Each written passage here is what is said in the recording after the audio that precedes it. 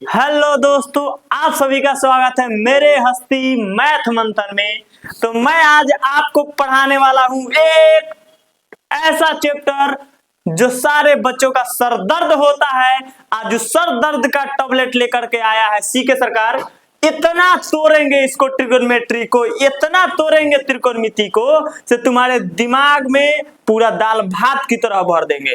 पहले तुम इसको देहाती स्टाइल में इतना तोड़ेंगे जो यहाँ से तुम पढ़ोगे और जाकर के कोचिंग में मास्टर को पढ़ाओगे। ये चैलेंज है सीके सरकार का। बशर्ते तुम सिर्फ इस वीडियो में कंटिन्यू बने रहो और देखते चलो। तुम्हारा पूरा बोर्ड का एक एक पॉइंट को क्लियर किया जाएगा, एक एक टॉपिक को क्लियर किया जाएगा। बस आप सिर्फ इस वीडियो के साथ कंटिन्यू बने रहे।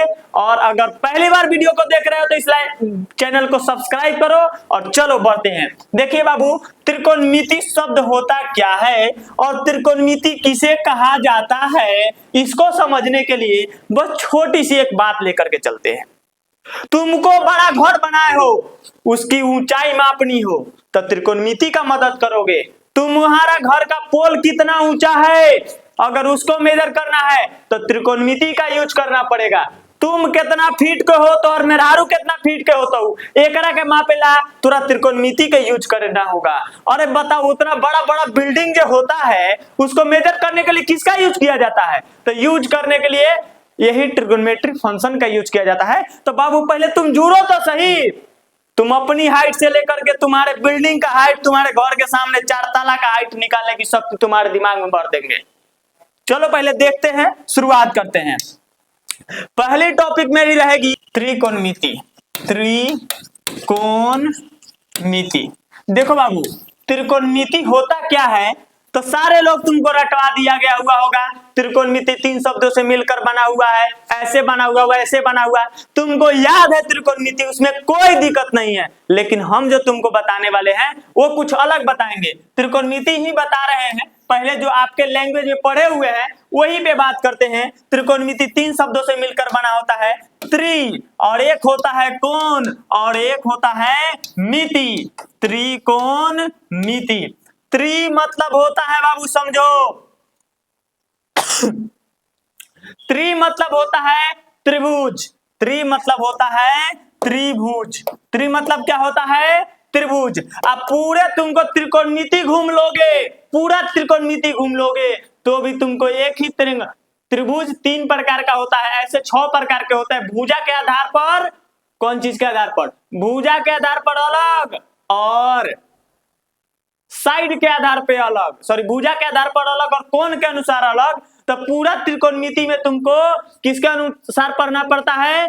तो कोण के अनुसार। और ये भी जानते हो से जिस त्रिभुज का एक कोण 90 डिग्री का हो उसे समकोण त्रिभुज कहा जाता है। कौन त्रिभुज कहा जाता है बाबू? समकोण त्रिभुज। तब आज आपको पढ़ना है समकोण त्रिभुज पर। ये भी चर्चा करेंगे समकोण होता क्या है, समकोण किसे कहा जाता है, वो बात की बात होगी। फिर उसके बाद कोण तो मतलब समझ भी करते हो, जैसे यह त्रिभुज बना, यह त्रिभुज बना, एगो ई कोण, एगो ई कोण, एगो ई कोण बना, 3 गो कोण बना ना, तो वही 3 गो कोण का मेजरमेंट जो होती है, हाई देखो, मिति मतलब मापन, मिति मतलब मापन, मेजरमेंट करना। तो देख त्रिकोणमिति किसे कहते हैं, आसानी से तुमको यूं चुटकियों में याद हो जाएगा।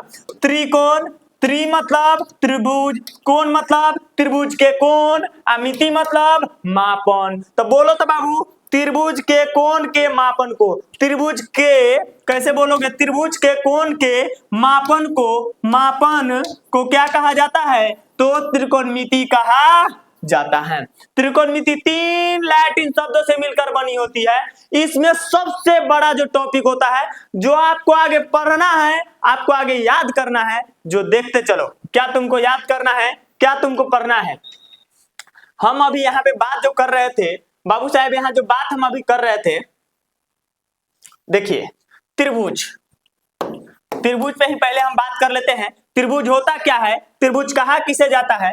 तो त्रिभुज में, त्रिभुज को 6 पार्ट में बांटा जाता है। कितने पार्ट में बांटा जाता है? 6 पार्ट में। देखो, त्रिभुज का 2 आधार बनता है। कितने आधार बनता है? 2 आधार मतलब मेहरारू, आधार मतलब मेहरारू। एगो हम बारी, हमर 2 गो बीबी होई, उ हमारा आधार हुई, ओकरा से 3 गो बाल बच्चा, एकरा से 3 गो बाल बच्चा, तो एकरो त्रिभुज के 2 गो आधार होकले, 2 गो।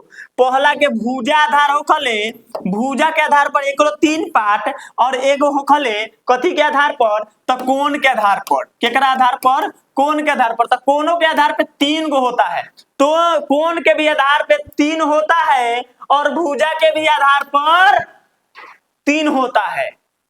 अब बताते हैं 3 कौन कौन? भुजा के आधार पर तो एक ऐसा त्रिभुज आता है जिसका तीनों साइड इक्वल होता है, तीनों साइड इक्वल होता है, तो उसे समबाहु बोलते हैं। समबाहु, समबाहु त्रिभुज, समबाहु त्रिभुज। दूसरा का होता है विषमबाहु, सॉरी समद्विबाहु, समद्विबाहु, द्विबाहु त्रिभुज, समद्विबाहु त्रिभुज। तीसरा का बाबू होता है विषमबाहु त्रिभुज, विषम बाहु त्रिभुज, विषमबाहु त्रिभुज, विषमबाहु त्रिभुज। देखो अब समबाहु, बाहु मतलब भुजा होता है, आप समझते होइएगा, बाहु मतलब भुजा होता है, भुजा जिसका तीनों भुजा समान हो। सम मतलब समान, बाहु मतलब भुजा, सारी भुजाएं समान हो, वो समबाहु कहलाती है। समद्विबाहु, समद्विबाहु नहीं, समद्विबाहु नहीं, समद्विबाहु मतलब जिसका 2 गो भुजा समान हो, जिसका 2 गो समान हो आ एगो अलग हो, उ का कहलाता है? समद्विबाहु कहलाता है। उसके बाद आता है आपका विषमबाहु त्रिभुज। विषमबाहु त्रिभुज क्या होता है? विषमबाहु त्रिभुज किसे कहा जाता है? विषम मतलब सबसे अलग, कोनों को कोनों से लेना देना नहीं है, किसी को किसी से लेना देना नहीं है, वो आपका होता है विषमबाहु त्रिभुज। न ई इसके बराबर न ई इसके बराबर, कहने का मतलब ई 5 होगा तो ई 8 होगा तो ई 9 होगा, लेकिन ई 7 4 होगा तो ये भी 4 होगा तो ये 3 होगा, लेकिन ई 12 होगा तो यो 12 होगा, यो 12 होगा। जिसकी सारी भुजाएं समान होती है वह क्या कहलाती है? समबाहु त्रिभुज। और जिसकी 2 भुजाएं समान होती है वो विषमबाहु त्रिभुज कहलाती है, और जिसका 3 अलग अलग होता है उसे हम लोग विषमबाहु त्रिभुज कहते हैं। तो माय डियर स्टूडेंट, अब आपको कोण के बारे में बताते हैं। से कोण के आधार पर त्रिभुज के कितने प्रकार होते हैं? कोण के आधार पर त्रिभुज के कितने प्रकार होते हैं? तो पहला का नाम होता है न्यून कोण त्रिभुज, न्यून कोण त्रिभुज, न्यून कोण त्रिभुज। दूसरा का होता है समकोण त्रिभुज, समकोण त्रिभुज। तीसरा का होता है अधिक कोण त्रिभुज। देखिए पहला का नाम न्यून कोण त्रिभुज, दूसरा का नाम समकोण त्रिभुज और तीसरा का नाम अधिक कोण त्रिभुज। अब देखो बाबू, न्यून कोण का कहने का मतलब जो 0 से बढ़े और 90 से छोटा, 90 नहीं होना चाहिए।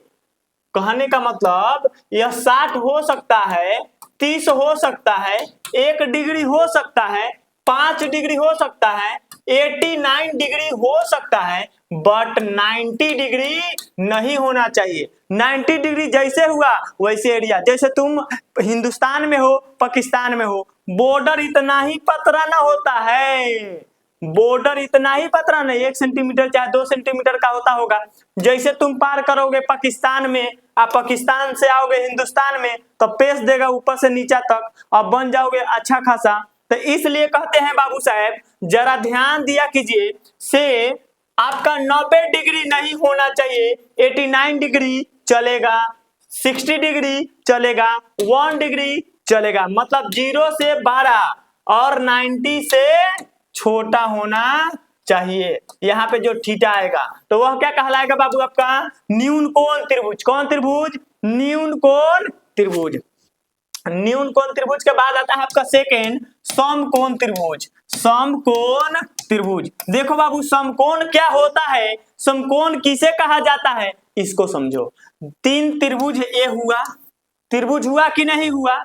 यहाँ जो बता रहे थे यह त्रिभुज न्यून कोण त्रिभुज के बारे में जो बता रहे थे, कहने का मतलब 3 गो कोण आता है। कै गो कोण आया? 3। देखो पहले आराम आराम से चलो, तीन गो कोण आया, एगो ई कोण हुआ, एगो ई कोण हुआ, एक ये कोण हुआ, तीन गो कोण हुआ ना। तीन गो कोण मतलब इसका 90 से कम रहना चाहिए, इसका भी 90 से कम रहना चाहिए, इसका भी 90 से कम रहना चाहिए। हो सकता है इसका 30 हो, इसका 60 हो सकता है इसका 130 नहीं, इसका 90 हो जाए, 90 नहीं, इसको मान लो 80 हो जाए, यह 80 डिग्री हो जाए, यह 80 डिग्री हो जाए, ये आपका 20 डिग्री हो जाए। तो देखो यह भी न्यून हुआ, ये भी न्यून हुआ, ये भी न्यून हुआ, मतलब तीनों का तीनों आपका एंगल जो होना चाहिए वो न्यून होना चाहिए, तब वह न्यून कोण त्रिभुज कहलाएगा। और समकोण में क्या होता है, कोई एक कोण का माप निकालो आप, कोई एक कोण का माप निकालो और उसमें क्या होना चाहिए, 90 डिग्री पूर जाना चाहिए।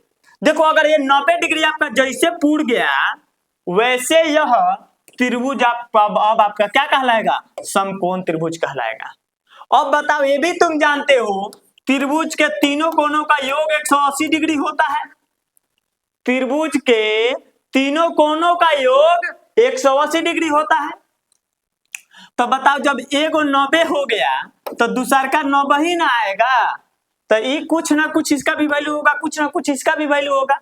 कहने का मतलब एगो 45 होगा, कहीं एगो 45 होगा, हो सकता है एगो 30 होगा, एगो 60 होगा, ऐसे करके होगा। तो ये दोनों जो होता है इस कोण को समकोण कहा जाता है, इस कोण को समकोण कहा जाता है और ये दोनों को न्यून कोण कहा जाता है। क्या कहा जाता है मेरे प्रिय विद्यार्थियों, तो न्यून कोण कहा जाता है। ये आपका न्यून कोण हो गया, ये भी आपका न्यून कोण हो गया और ये आपका समकोण हो गया। समकोण त्रिभुज हो गया, उसके बाद अधिक कोण त्रिभुज, अधिक कोण त्रिभुज। तो देखिए अब आपको बताते हैं अधिक कोण त्रिभुज क्या होता है, अधिक कोण त्रिभुज क्या होती है, अधिक कोण त्रिभुज किसे कहा जाता है, इसको समझिए।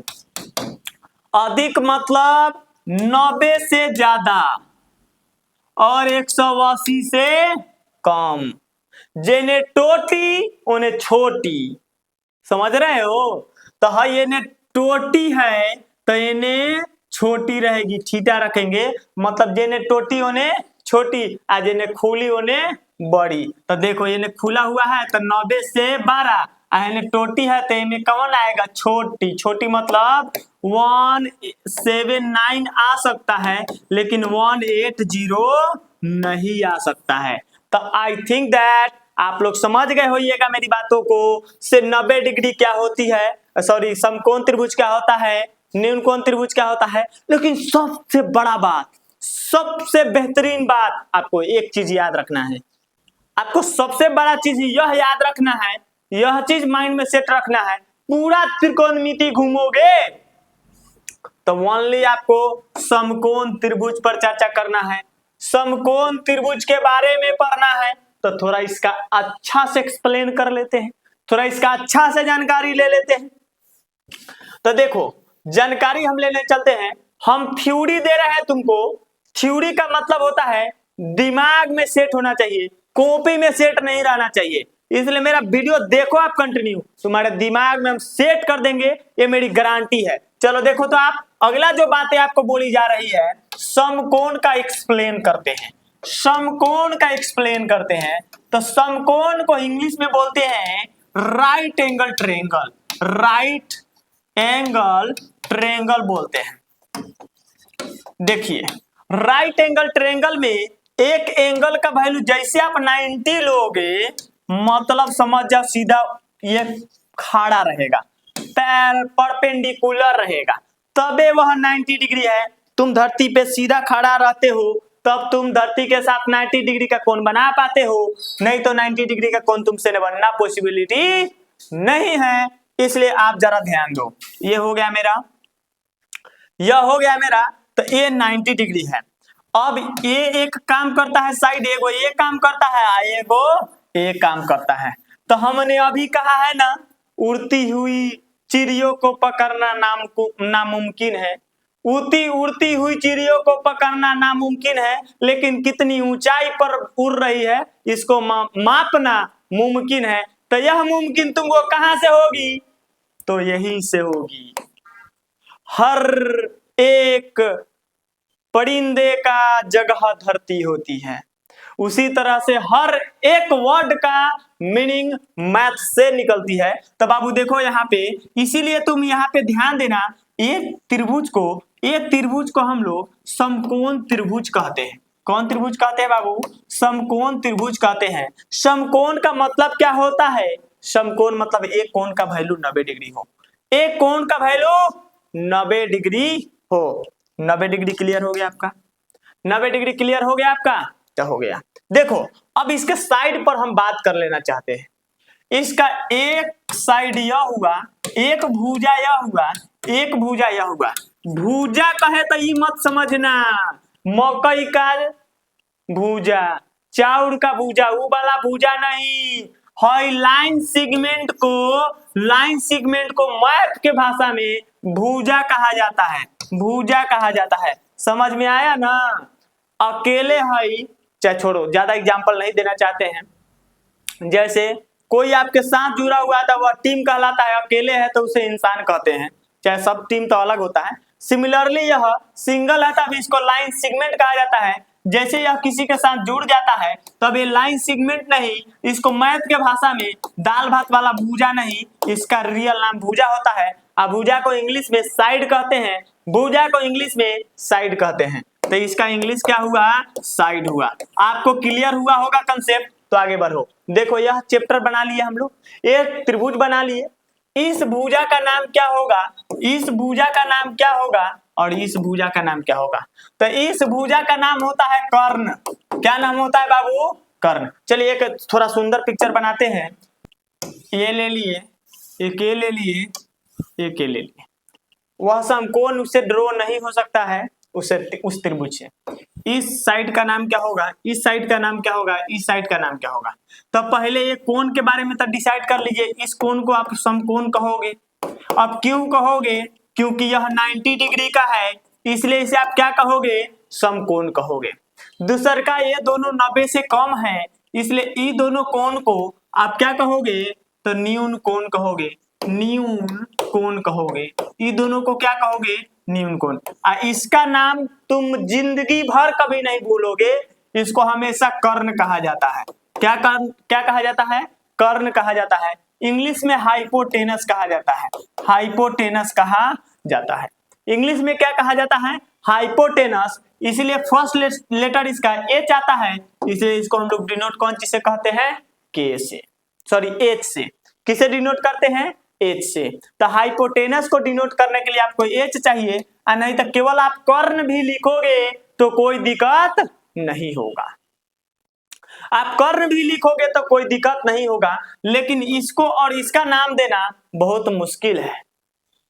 जैसे तुम अभी मेरे सामने हो, तुम अभी मेरे सामने हो, लेकिन जब मैं ही आपके पीछे खड़ा रहूंगा तो क्या तुम मेरे सामने रहोगे? नहीं, आप मेरे पीछे खड़े हो। इसी प्रकार जब यह आप इस एंगल पे रहोगे, एक चीज है आधार, आधार और लंब। आधार और लंब दो चीजों को डिसाइड करने के लिए पहले आपको तरीका यूज करना होगा बाबू। देखो अगर थीटा यहां रहेगा, थीटा से जो सटल साइड रहेगा वो आधार होगा। अरे जिसे खारा होते हैं वही ना आधार होता है। हमारे जिंदगी का, लाइफ का सबसे बड़ा आधार मेरे माता पिता, दादा दादी। अगर माता पिता नहीं रहते, उनके जमीन जथा मेरा आधार बनता है। उसी प्रकार जिसके सपोर्ट से हम स्टैंड करते हैं, जिसके सपोर्ट से हम खड़ा होते हैं, उसको आधार कहते हैं। तो देखो बाबू भाई, थीटा केकरा सपोर्ट से खड़ा होइल बा? केकरा सपोर्ट से? एका तब जन्मौतीय नाम बा, एकरा नाम में कोई चेंजेज नहीं है। यहाँ ये इसी की आधार से आप इस एंगल को मेजर किए हैं, इसको थीटा लिए है बाबू, तो ये इसको लिए हैं। तो ये अभी फिलहाल क्या कहलाएगा? आधार। जब एगो और एगो क्लियर हो गया तो दूसरा का जो बच गया लंबे ना कहलाएगा? क्या कहलाएगा? लंब कहलाएगा। लेकिन फिर हम एक और टॉपिक लेते हैं, जरा देखिए। ये मैंने ट्रायंगल लिया और ये 90 डिग्री हो गया आपका। अब बट ये एक एंगल और एक यहाँ पे जैसे इसको लिया थीटा, तो ये तो मेरा कर्ण होगा और क्या मेरा ये आधार होगा? तो नहीं, मैक्सिमम बच्चों यही मिस्टेक करते हैं। बच्चे तब बच्चे, मास्टर भी यही मिस्टेक करते हैं। तो क्या मिस्टेक है देखिए, अगर आप यहाँ पे खड़े हो रहे हैं, आप यहाँ पे खड़े हो रहे हैं, थीटा के अनुसार साइड का नाम डिसाइड होता है, तो यहाँ पे खड़े हैं तो इसको हम लोग अब लंब कहेंगे। और देखिए तो इसके लिए आधार कौन काम कर रहा है, ये काम कर रहा है, तब इसके बगल में आधार, आधार ये काम करेगा। आधार क्लियर हो गया। आधार को हम लोग बी से डिनोट करते हैं जिसे इंग्लिश में बेस कहा जाता है, और यहाँ पे इसे पी से डिनोट करते हैं जिसे परपेंडिकुलर कहा जाता है। लंब को पी से डिनोट होता है और आधार को डी से डिनोट करते हैं और कर्ण को एच से डिनोट करते हैं। तो जरा देखिए, हमने समकोण त्रिभुज के बारे में आपको एक्सप्लेन कर दिया। समकोण त्रिभुज आपका क्लियर हो गया, कर्ण, आधार, लंब और ये हो गया आपका समकोण। समकोण हो गया, तो जब ये समकोण हो गया तब आप आगे बढ़ो, इसको लो, इसको लो, ले लिया है आप। अब आगे देखते चलिए, आगे आपका क्या होगा सो आप समझिए। अब एक चीज आते हैं जो तुमको त्रिकोणमिति पहचान कराती है। ये तो अभी हम पूरा त्रिभुज पर बात कर रहे थे बाबू, त्रिकोणमिति का कुछ भी इसमें बात नहीं आता है, बस इतना ही कहे हैं त्रिकोणमिति में टॉपिक कौन आता है, तो बस समकोण त्रिभुज आता है। इसीलिए मैंने समकोण पर इतना एक्सप्लेन किया है। तो समकोण में कॉमन टॉपिक क्या है आपको याद रखने वाला, वह चार चीजें हैं। पहला क्या है सो देखो, एक यह समकोण निकल जाना चाहिए, पहला काम। दूसरा का थीटा कहाँ है वो तो ठीक रहेगा, थीटा अगर यहाँ है तो ई लंब होगा और ई आधार होगा और ई कर्ण होगा, जिसे एच से इसे लंब कह दिए, आधार कहते हैं, ये आधार और ये हो गया आपका लंब। तो इसे जैसे आप आधार बोले हैं, क्या बोले हैं बाबू, आधार बोले हैं, तो इसे बी से सूचित करेंगे, ऐसे हम लोग पी से सूचित करेंगे। यही चीज आपको याद रखना है, बस चार चीजें, एक कोण, थीटा के अनुसार आधार, तब उसके बाद लंब और कर्ण। ये क्लियर हो गया, तब आप आगे आइए, तब आप आगे आइए। अब हम लेते हैं त्रिकोणमितीय निष्पत्तियां।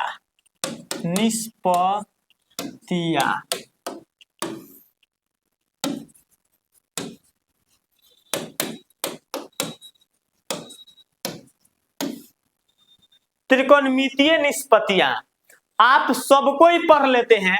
हम सवाल कर रहे हैं साइन थीटा क्या होता है, कोस थीटा क्या होता है, टेन थीटा क्या होता है, सेक थीटा क्या होता है, तो कहता है त्रिकोणमिति का ये निष्पत्तियां हैं। नहीं, I want to listen perfect definition of sine theta, perfect definition of cos theta, perfect definition of tan theta and what is trigonometric function. जब तुमको त्रिकोणमितीय निष्पत्तियां का डिफिनीशन पता होगा तो तुमको साइन, कॉस, टेन, सेक, कोसेक, कोट सारा का डिफिनीशन पता होगा। पहले तुमको त्रिकोणमितीय निष्पत्तियां क्या होती है, अच्छे लोगों को इसका कंसेप्ट क्लियर नहीं रहता है, तो आज हम तुमको क्लियर करके बताने वाले हैं से त्रिकोणमितीय निष्पत्तियां क्या होती है, त्रिकोणमितीय निष्पत्तियां किसे कहा जाता है। तो पहले अभी जस्ट हम आपको पढ़ाए हैं समकोण त्रिभुज। क्या पढ़ाए हैं बाबू, समकोण त्रिभुज। समकोण में इसको कर्ण कहा जाता है, इसको आधार कहा जाता है और इसको लंब कहा जाता है। किस थीटा के अनुसार, इसे, और इसे समकोण कहा जाता है। ये इसका ये और ये और ये देखते चलो, 1 2 3, ये तीनों का नाम क्या है, तो भुजा है। ये तीनों का नाम क्या है, भुजा। तो भुजाओं के अनुपात को, भुजाओं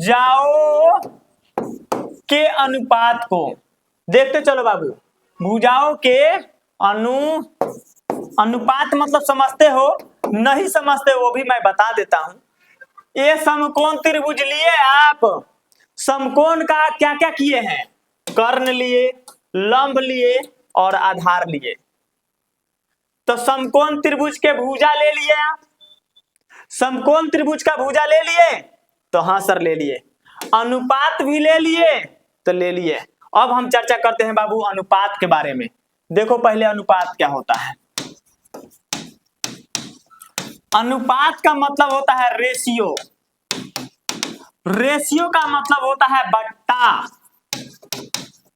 बट्टा का मतलब होता है भाग, भाग से बनता है बट्टा, बट्टा से बनता है रेशियो, रेशियो से बनता है अनुपात। आसान है मेरे भाई। देखो 4 से भाग देना है 15 में, 4 से भाग देना है 15 में, तो तुम भाग दोगे तो कुछ ना कुछ पॉइंट बचेगा, जैसे 4 तिहाई 12, 3 शेषफल बच्चा। इसी को बट्टा में लिखना हो तो ऐसे लिखोगे, जैसे अब आपको नॉर्मल सवाल बताते हैं। 4 से 16 में भाग दिए, 4 चौका 16 कट गया, आंसर कितना आया? 4 आया। इसी को बट्टा के फॉर्म में लिखता हूं मैं, इसी को बट्टा के फॉर्म में लिखता हूं मैं, तो देखो क्या लिखूंगा, 16/4 लिखा मैंने, 16/4 लिखा मैंने, तो ये सर आपने लिखा, तो 4 चौका 16 हुआ।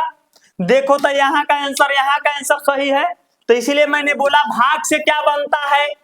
बट्टा बनता है, और बट्टा से क्या बनता है? रेशियो, और रेशियो का हिंदी क्या होता है? अनुपात। तो जैसे आपने लिखा है 16/4, तो इसको क्या करोगे आप? क्या लिखोगे? 16/4। देखो तो मजेदार बना कि नहीं? बना कि नहीं बना?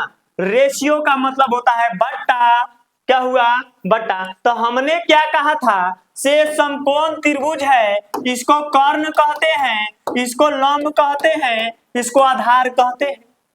एकड़े भुजा के अनुपात को, अनुपात मतलब बट्टा को, तो हो सकता है आपको केस बट्टा आ रहा है तो कभी लंब बट्टा कर्ण आएगा, कभी कर्ण बट्टा लंब आएगा, कभी आधार बट्टा कर्ण आएगा, और कभी कर्ण बट्टा आधार आएगा, और कभी ऐसा भी केस होगा से लंब बट्टा आधार आएगा, और कभी भी ऐसा केस आएगा से आधार बट्टा लंब भी आ सकता है।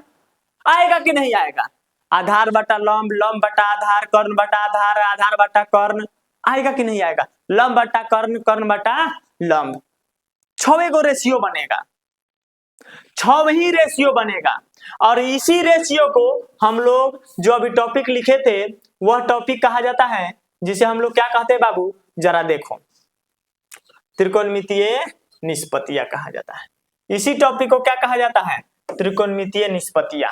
त्रिकोणमितीय निष्पत्तियां तो कहिएगा समकोण त्रिभुज, समकोण त्रिभुज के भुजाओं के अनुपात को, भुजाओं के अनुपात को, के अनुपात को, अनुपात को क्या कहा जाता है? तो निष्पत्तियां कहा जाता है, निष्पत्तियां कहा जाता है। समकोण त्रिभुज के भुजाओं के अनुपात को निष्पत्तियां कहा जाता है। कहने का मतलब प्रधानमंत्री किसे कहा जाता है? छोड़ दो।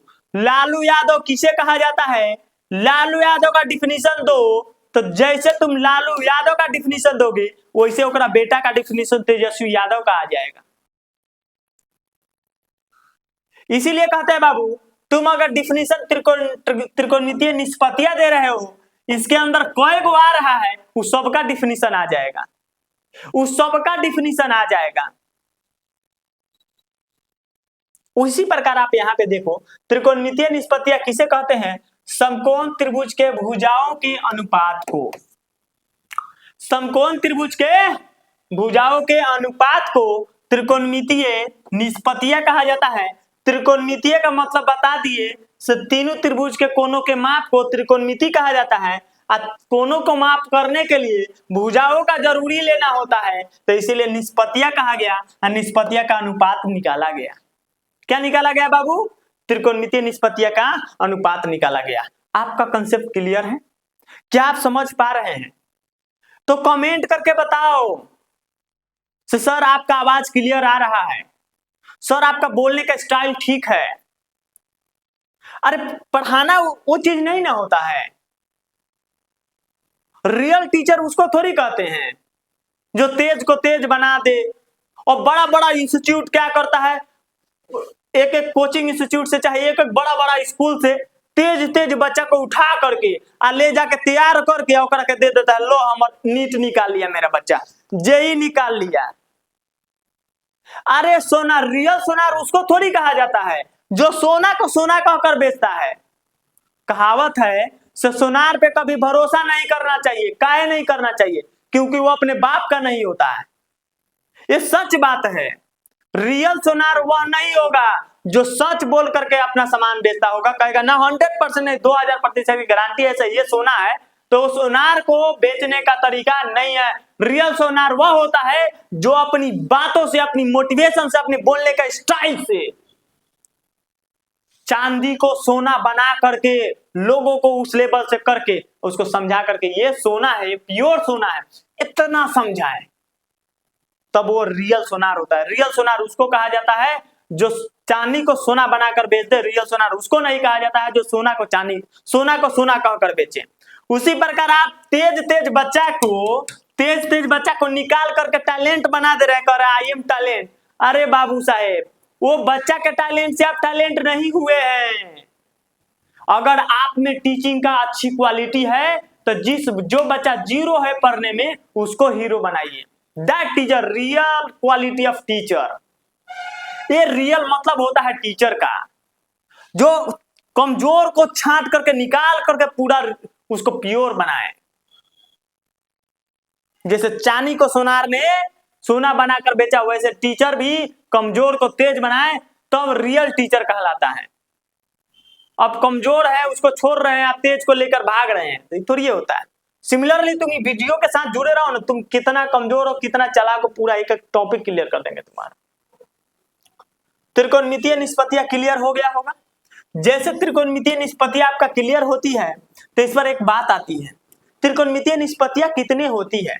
आप अपने दोस्तों से, आप अपने यार से, आप अपने फ्रेंड से एक सवाल पूछो, त्रिकोणमितीय निष्पत्तियां होती क्या है, त्रिकोणमितीय निष्पत्तियां कहा किसको जाता है, समझाइए सर हमको जरा।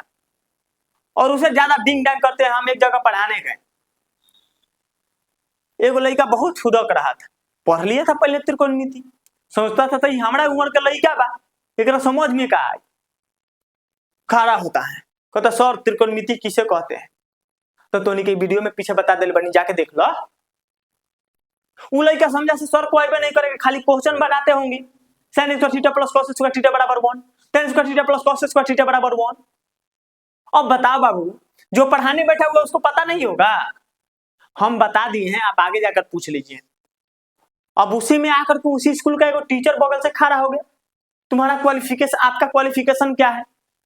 तो हम चुपचाप कहें सर क्वालिफिकेशन से क्या लेना देना, हम पढ़ा रहे हैं पहले देखिए ना, क्या पढ़ा रहे हैं पहले देखिए ना। बैठ गए हम भी क्लास लेंगे, हम भी टीचर बने, हाथ उठा दिए सर, कहते हैं थीटा क्या है, त्रिकोणमिति में थीटा क्या है। अब बताओ बाबू, हमारे क्लासरूम में 50-100 बच्चे बैठे हुए हैं, एक टीचर ने सवाल पूछा थीटा क्या है, तो पहले हम सारे बच्चों को लेकर चलेंगे टीचर को, पहले सारे बच्चों को हम कैसे, धीरज रखिए सर, वेट कीजिए, 5 मिनट उनको वेट करने के लिए बोल दिए, थीटा ऐसा तोड़े से मास्टर कहा पढ़ाते हैं सर आप, तब फिर हमको थोड़ा जलाना फील होना चाहिए ना, किसी को हमको भी जलाना चाहिए ना। इसके लिए हम भी कहे ए बुआ तोहनी का इतना पढ़ लिया है, टीचर क्लासरूम में बैठल है, इतना पढ़ लिया है, चलो मान लिए त्रिकोणमितीय निष्पत्तियां क्या है।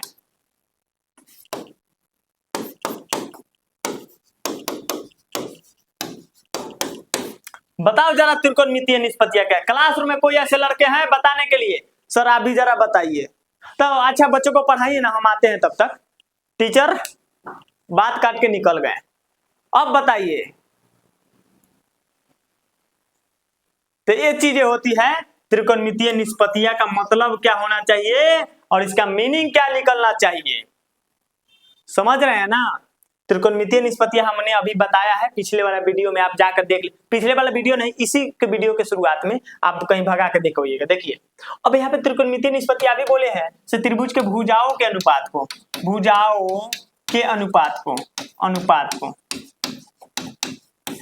अनुपात को क्या कहा जाता है, त्रिकोणमितीय निष्पत्तियां कहा जाता है। त्रिकोणमितीय निष्पत्तियां 6 गो होता है।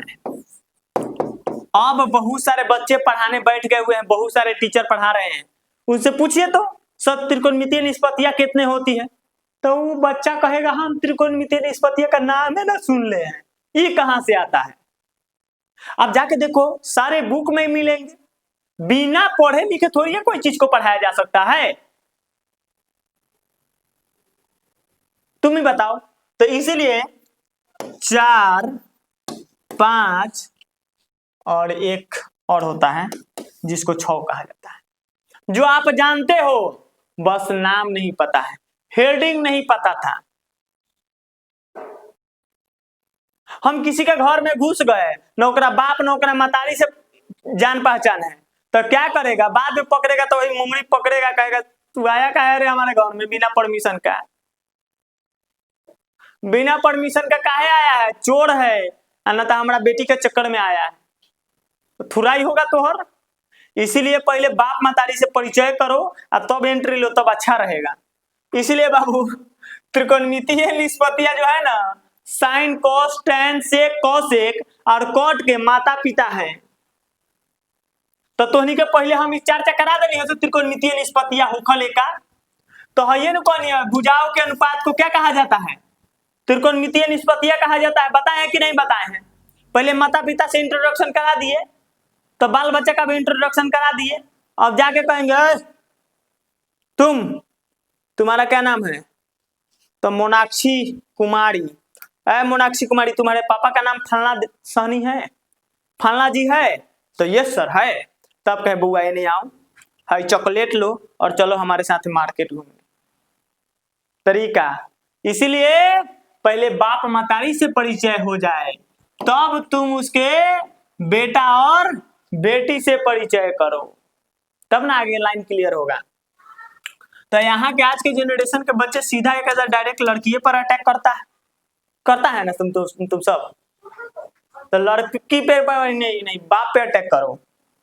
देखो अब हम यहाँ पे कहते हैं sine theta tan theta cos theta, तो यही है त्रिकोणमितीय निष्पत्ति। इसको हम लोग पहला को साइन कहते हैं, कॉस कहते हैं, टेन कहते हैं, कॉट कहते हैं, सेक कहते हैं और कॉसेक कहते हैं। बाबू साहेब बिन नीमक सारे सब्जी खराब, बिन नीमक सारे सब्जी खराब, तो बिना हिले एंगल के सारा ट्रिग्नोमेट्री फंक्शन खराब। इसका कोई मतलब नहीं है, साइन का कोई मतलब नहीं है, कॉस का कोई मतलब नहीं है, टेन का कोई मतलब नहीं है, कॉट का कोई मतलब नहीं है, जब तक इसके साथ थीटा नहीं लगा हुआ है, जब तक इसके साथ 60 डिग्री 40 डिग्री 5 डिग्री नहीं लगा हुआ हो, जब तक इस सारे के जगह पे एंगल नहीं ऐड हुआ हो, तब तक इसका कोई मतलब नहीं है, इसका कोई मीनिंग नहीं है। कोई कहता है सेक क्या होता है, तो कहिए सेक कुछ नहीं होता है, सेक बकवास है, थोड़ा इसको चार्ज में लगाइए ना, सेक बकवास है, इसका कोई मतलब नहीं है, इसका कोई मीनिंग नहीं है, तो मतलब आपको मूर्ख बनाई जा रही है। इसलिए कहते हैं बाबू इसके जगह पे साइन लिखना हो तो इसके साथ थीटा लिखना आपको जरूरी है, आवश्यकता है, नीडेड है। अगर खाली साइन लिखोगे तो गलत होगा। Cos theta, tan theta, cot theta, cosec theta, sec theta, ये सारा के सारा आपको याद रखना पड़ेगा, आपको माइंड में सेट रखना पड़ेगा। साइन थीटा क्या होती है, कॉस थीटा क्या होती है, टेन थीटा क्या होती है। अब हमने अभी बताया है बाबू आपको त्रिकोणमितीय निष्पत्तियां क्या होता है, तब भुजाओं के अनुपात को। तो यहाँ पे भी कहोगे किसके किसके अनुपात को क्या कहा जाता है, किसके किसके अनुपात को क्या कहा जाता है, इस पर ध्यान दो। जब भी तुम इन केस, अरे केमिस्ट्री वाला रिएक्शन जानते हो, हाइड्रोजन और ऑक्सीजन को मिलाया जाता है तो जल बनता है, पढ़े हो, दोनों को मिलाओगे तबे ना अगला रिजल्ट निकलेगा। तो उसी प्रकार जब तुम लंब को आधार नहीं कर्ण से भाग दोगे, जब तुम लंब को आधार कर्ण से भाग दोगे, जो तुम्हारे पास रिजल्ट आएगा उस रिजल्ट को आप साइन थीटा कहोगे। बताओ तो बाबू, साइन थीटा का डिफिनेशन क्लियर हो गया? साइन थीटा किसको कहा जाता है, ये क्लियर हो गया आपका? तो लंब, देखिए यहाँ पे लंब और कर्ण के अनुपात, इसको क्या पढ़ते हैं? अनुपात पढ़ते हैं, अनुपात पढ़ते हैं। तो लंब और कर्ण के अनुपात को, लंब और कर्ण के अनुपात को क्या कहा जाता है? साइन थीटा कहा जाता है। याद हुआ कि नहीं हुआ? अरे हमने अभी कहा है ना से लंब और कर्ण सारे अनुपात को हम लोग त्रिकोणमितीय निष्पत्तियां कहते हैं। तो निष्पत्तियां का ना बाल बच्चा है साइन थीटा। जब ये साइन थीटा आपका सारे के पाठ पुर्जा है तो उसी प्रकार इसका डिफिनेशन लंब और कर्ण के अनुपात को क्या कहा जाता है? Sine theta. उसी प्रकार जब तुम आधार को कर्ण से भाग दोगे, आधार को कर्ण से भाग दोगे, जो रिजल्ट निकलेगा उसको क्या कहा जाएगा? Cos theta. तो यही कहोगे आधार और कर्ण के अनुपात को क्या कहा जाता है? Cos theta. सवाल क्लियर कर रहे हैं, देख लो। उसके बाद टेन थीटा। तो टेन थीटा आप खुद बताओ। जब लंब को आप आधार से भाग दोगे, लंब से आधार को भाग दोगे, तब यहाँ पे बनेगा टेन थीटा। तब इसका डिफिनेशन क्या कहोगे? लंब और आधार के अनुपात को, लंब और आधार के अनुपात को क्या कहा जाता है? तो टेन थीटा कहा जाता है। एक और चीज बता देते हैं, जुड़वा भाई। जुड़वा भाई क्या होता है? सीधा अपोजिट। अभी शादी नहीं हो है दोनों का, तो सीधा रास्ता चलता है। और शादी हो जाने के बाद सीधा रास्ता नहीं, अपोजिट रास्ता चलता है। हम चलेंगे दाहिने साइड, तो तुम्हारा बड़ भाई कहेगा ना हम चलेंगे दाहिने side, right side, left side, सीधा अपोजिट। हम इन्हें से तो हम इन्हें से। और उस तरह का रिमोट कंट्रोल पीछे वाला होता है ड्राइवर। जान रहे हो ड्राइवर कौन होता है? तुम्हारी भाभी। तुम्हारी भाभी का है, तुम्हारी पत्नी नहीं हो सकती, तुम्हारी पत्नी भी हो सकती। देखो तो ड्राइवर है ना, रिमोट कंट्रोल करता है, कहता ये बोलो तो हाँ, अरे सर हम 5 रुपए कमाएंगे। तो इन्हें से ये कहेगा ना हम 5 रुपए नहीं कमाएंगे। ये कहेगा हम दक्षिण में जाएंगे, तो हम दक्षिण में नहीं, हम पश्चिम में जाएंगे। यहाँ अपोजिट चलेगा। तो ये कहेगा, साइन कहेगा हमारा फॉर्मूला होता है लंब बटा कर्ण। तो एकर जुड़वा भाई कोसेक थीटा, सीधा कट बकचोनहर। तू लंब बटा कर्ण चलेगा तो हम सीधा उल्टा चलते हैं। उल्टा मतलब सीधा, हम कर्ण बटा क्या चलेंगे? लंब चलेंगे। तो साइन का उल्टा क्या होता है बताओ? Cosec theta.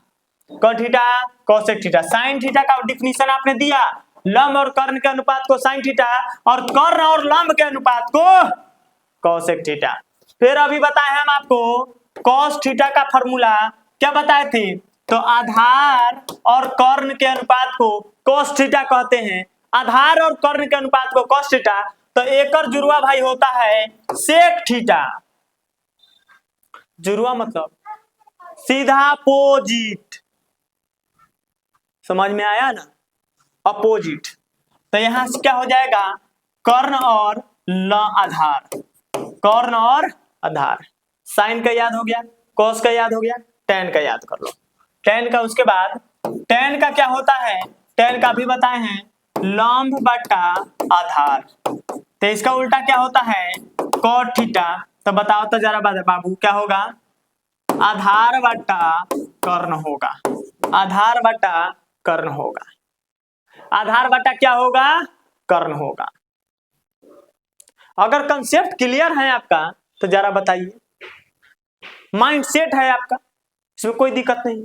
हमने जो क्वेश्चन बताया साइन थीटा, हमने अभी बताया है से कर्ण को कौन चीज से डिनोट करते हैं? एच से। आधार को कौन चीज से डिनोट करते हैं? तो बी से। और लंब को कौन चीज से डिनोट करते हैं? तब पी से। तो साइन थीटा का फॉर्मूला हमने बोला है लंब बटा कर्ण। बोले हैं, तो इसको क्या कहेंगे, P बटा H। और cos थीटा को क्या बोले हैं, cos थीटा को क्या बोले हैं, आधार बटा कर्ण, तब B बटा H। और tan थीटा को क्या बोले हैं, tan थीटा को क्या बोले हैं जरा बताइए, लंब बटा आधार, लंब बटा आधार मतलब P बाई B।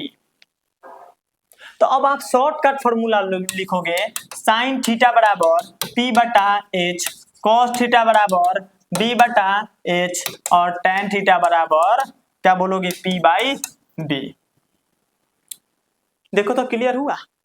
इसका सीधा उल्टा क्या होता है, कोसेक थीटा मतलब इसका P बाई H है तो इसका H बाई P होगा।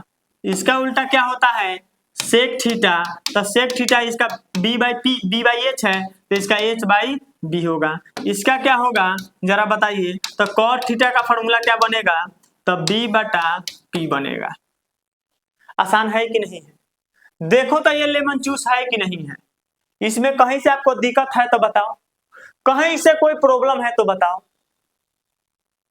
याद हो गया। अब इसको भी याद करने का हम बताते हैं, कैमरामैन देखिए, पप्पू बेटा प्यारे, पप्पू बेटा प्यारे, हेलो हेलो बोल, सोना चांदी तौल। सोना का मतलब साइन, चांदी का मतलब कॉस, और तौल का मतलब टैन। फिर से बोलो, पप्पू बेटा प्यारे, हेलो हेलो बोल, सोना चांदी तौल।